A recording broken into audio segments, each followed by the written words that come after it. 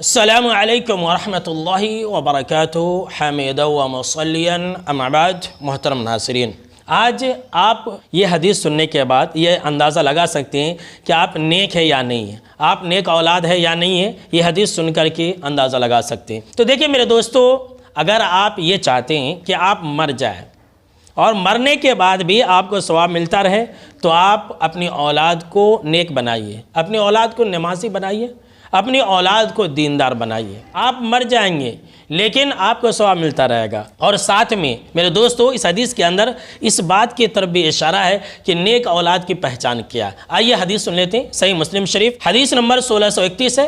آپ صلی اللہ تعالیٰ علیہ وسلم نے فرمایا کہ اذا مات الانسان انقطع عنہ عملہ الا من ثلاث، کہ جب انسان مر جاتا ہے تو اس کے تمام عملوں کا سلسلہ ختم ہو جاتا ہے، اسٹاپ ہو جاتا ہے، مگر 3 عملوں کا جو سلسلہ ہے وہ چلتا رہتا ہے۔ مرنے کے بعد بھی آپ کو ثواب ملے گا۔ سبحان اللہ، آپ قبر کے اندر گل جائیں گے، سڑ جائیں گے، آپ کی ہڈیاں تک مٹی میں مل جائیں گی، لیکن مرنے کے بعد بھی آپ کو ثواب ملتا رہے گا۔ آپ صلی اللہ تعالیٰ علیہ وسلم نے فرمایا کہ پہلا عمل جس کا ثواب مرنے کے بعد بھی ملتا رہتا ہے، صدقۃ جاریۃ، صدقہ جاریہ ہے، جو ایک انسان اپنی زندگی کے اندر کرتا ہے یا پھر اس کی اولاد کرتی ہے، تو اس کا ثواب مرنے کے بعد بھی ایک انسان کو ملتا رہتا ہے۔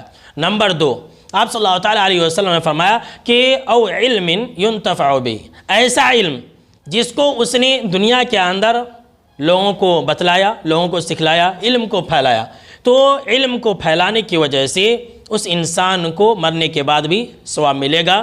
کسی کو عالم بنا دیا، کسی کو حافظ بنا دیا، کسی کو قرآن پڑھنا سکھلا دیا، تو اس کا بھی اجر اور ثواب ایک انسان کو مرنے کے بعد ملے گا۔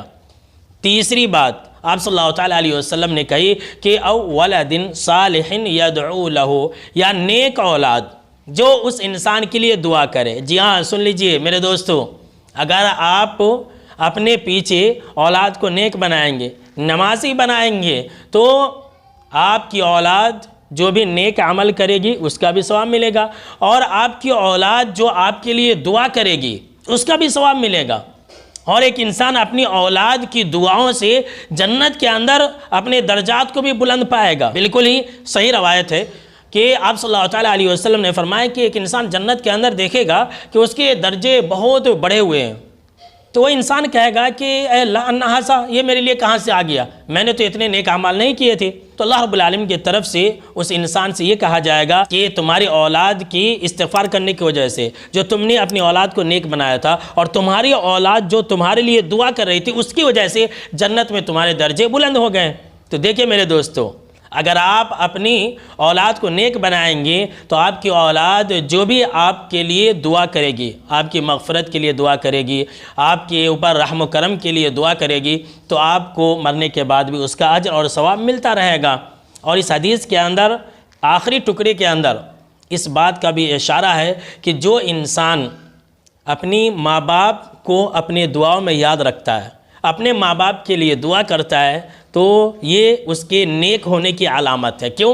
اس لیے کہ آپ صلی اللہ تعالیٰ علیہ وسلم نے یہ کہا کہ ولد صالح، نیک اولاد جو اس کے لیے دعا کرے۔ تو ظاہر سی بات ہے کہ اگر کوئی انسان اپنے ماں باپ کے لیے دعا کر رہا ہے تو اس کا مطلب یہ ہے کہ وہ نیک ہے۔